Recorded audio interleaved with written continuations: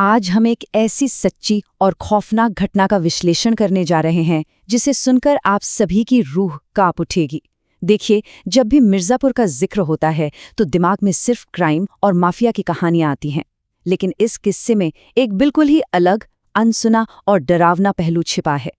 ये दास्तां एक ऐसे गहरे राज के बारे में है जो काफी वक्त तक अंधेरे में दबा रहा। तो थोड़ा आसपास का अंधेरा कर लीजिए, क्योंकि ये कहानी बेहद खौफनाक होने वाली है। कभी आप लोगों ने सोचा है कि क्या आत्माएं वाकई अपनी मौत की जगह पर हमेशा के लिए कैद रह सकती हैं? ये एक ऐसा सवाल है जो अंदर तक डर पैदा कर देता है। हमारी आज की ये पूरी दास्तान एक अजीब और अनंत गहराई वाले कुएं के आसपास घूमती है, जहां एक जान चली गई थी। और सबसे खौफनाक बात जानते हैं क्या है? उसकी लाश वहां से कभी नहीं मिली। ये वही डरावना सच है जो 2018 की उन भयानक घटनाओं की बुनियाद बनने वाला था। तो चलिए शुरुआत से देखते हैं इस खौफनाक सफर को।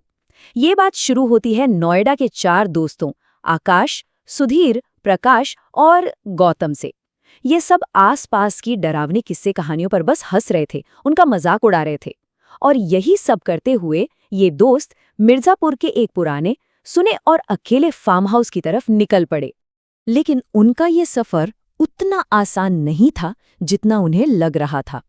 सफर के दौरान जब उनकी गाड़ी एक घने जंगल के बीच से गुजर रही थी, तभी उनके साथ पहला अपशगुन हुआ। खिड़की के बाहर उन्हें एक ऐसी अजीब चीज नजर आई जो उनके लिए एक खुली चेतावनी थी। सोचिए जरा, बिल्कुल सुनसान जंगल।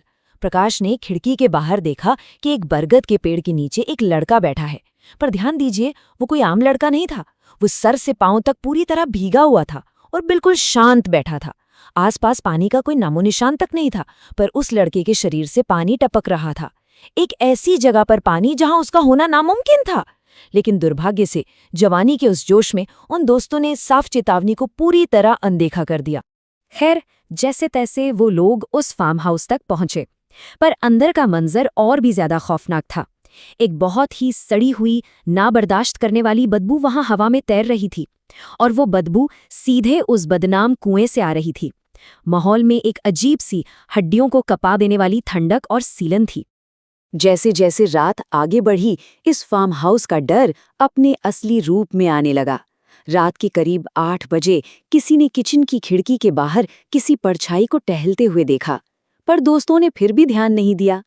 फिर आधी रात होते होते कुछ ऐसी डरावनी आवाजें आने लगी जिसका कोई स्रोत ही नहीं था, और सुबह 5 बजे तक जो हुआ उसने तो उनके होश ही उड़ा दिए। आधी रात की उस सन्नाटे में टप टप टप प्रकाश को बाथरूम से पानी गिरने की साफ आवाज आने लगी। जब उसने डरते हुए अंदर जाकर देखा तो एक बिल्कुल ही नया डर उसके सामने था।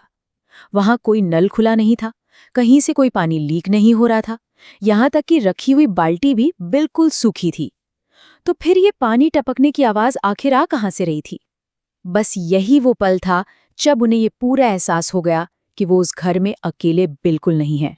और डर का ये सिलसिला यहीं पर नहीं रुका। जब डर के मारे प्रकाश ने सुधीर को जगाया तो फर्श पर गीले पैरों के निशान दिखाई दिए। आधी रात को ये निशान घर से बाहर की तरफ जा रहे थे। पर कहानी में सबसे बड़ा झटका तब लगा जब सुबह 5 बजे उन्होंने देखा कि वही गीले पैरों के निशान अब बाहर से घर के अंदर वापस आ रहे हैं। यानी वो पानी से भरा डरावना साया अब उनके सुरक्षित ठिकाने के बिल्कुल अंदर आ चुका था। अब तक ये खौफ सिर्फ उनके आसपास घूम रहा था, लेकिन अब उस अनजानी ताकत ने हद पार कर दी। उसने सीधे उनके दिमाग और उनकी नींद पर हमला करना शुरू कर दिया, जहां बंद आंखों के पीछे उस गहरे काले कुएं के भयानक सपने उनका इंतजार कर रहे थे।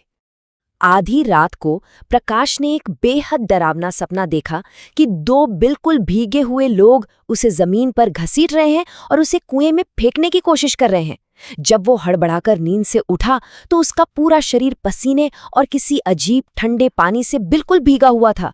और उससे भी बड़ी डरावनी बात ये थी कि ठीक उसी वक्त सुधीर ने भी बिल्कुल वैसा ही सपना देखा, जिसमें वो बेबसी से किसी को उस कुएं में डूबते हुए देख रहा था। ये दोनों दोस्तों का एक ही डरावना अनुभव था, जिसमें वो गीले साए उन पर बुरी तरह हावी हो रहे थे।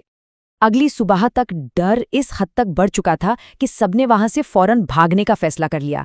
अपना सामान बंद कर जैसे ही वो घर से बाहर निकले, उनका सामना एक ऐसी सच्चाई से हुआ जिसने उनकी नींदें हमेशा के लिए उड़ा दी।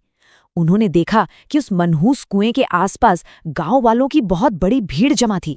दरअसल गांव वाले उस गहरे कुएं की सफाई कर रहे थे और सफाई के दौरान कुएं के अंदर से 2 लाशें निकाली गईं। जैसे ही उन लाशों के चेहरे सामने आए, उन चारों दोस्तों की सांसें वहीं अटक गईं।